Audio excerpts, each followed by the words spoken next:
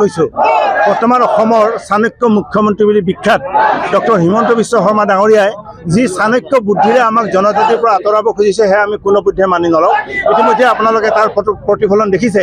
উজনিত আৰম্ভ হৈছে, নামনিত আৰম্ভ হৈছে, তাৰে প্ৰতিফল হিচাপে তাৰে স্বৰূপে আজি আমি চচলত সদৌ অসম কোচ ৰাজবংশী সন্মিলনী, সদৌ অসম কোচ ৰাজবংশী মহিলা সন্মিলনী আৰু সদৌ অসম কোচ ৰাজবংশী যুৱ ছাত্ৰ সন্মিলনী আমি ধৰ্ণাৰ আয়োজন কৰিছোঁ।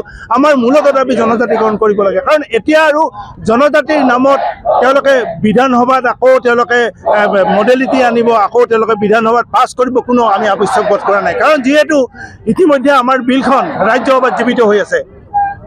কাৰণ কোচ ৰাজবংশী ইতিমধ্যে 1996 চনত জনজাতিকৰণ পাইছিলে।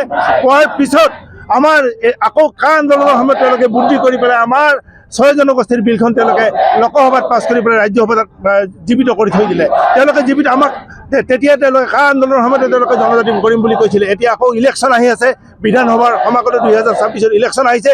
এতিয়া আকৌ চাণক্য মুখ্যমন্ত্ৰীয়ে নতুন নতুন বুদ্ধি উলিয়াইছে যে ৰাজনৈতিকভাৱে কেনেকৈ তেওঁলোকে বিভিন্ন পাশা খেলৰ মাজত এই গোটেই 6 জনগোষ্ঠীক ৰাখি পেলাই তেওঁলোকে জনজাতিকৰণ ইছ্যুটো পিছুৱাই লৈ যাব পাৰে। সেয়া আমি কোনো কাৰণতে এইবাৰ হ'বলৈ নিদিওঁ।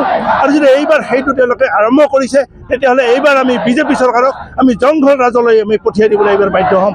আৰু তাৰ প্ৰতিফলন স্বৰূপে ইতিমধ্যে আপোনালোকে BTRত দেখিছে, BTRত তেওঁলোকে কোচ ৰাজবংশীক এইবাৰ ছিট দিয়া নাছিলে বিজেপিয়ে। ফলস্বৰূপে এইবাৰ BTRত তেওঁলোকক আমি BTRৰ পৰা এইবাৰ আমি উচ্ছেদ কৰি দিছোঁ। কেৱল আমি মুদৈবাৰী, খালিংদুৱাৰ আৰু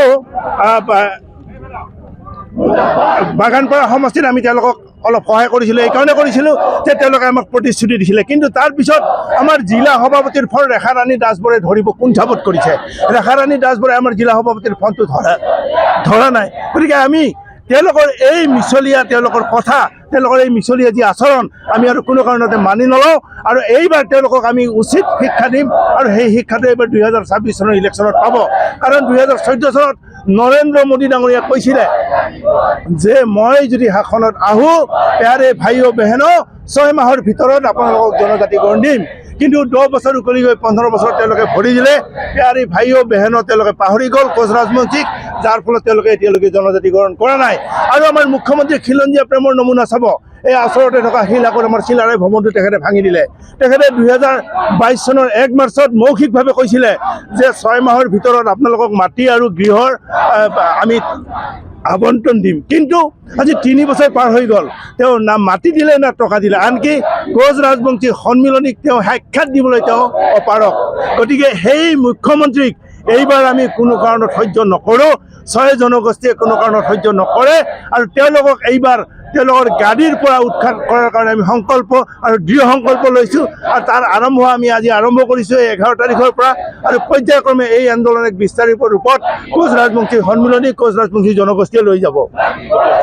যিকোনো খবৰৰ বাবে যোগাযোগ কৰক 7099017330 লগতে 7099017110 নম্বৰত।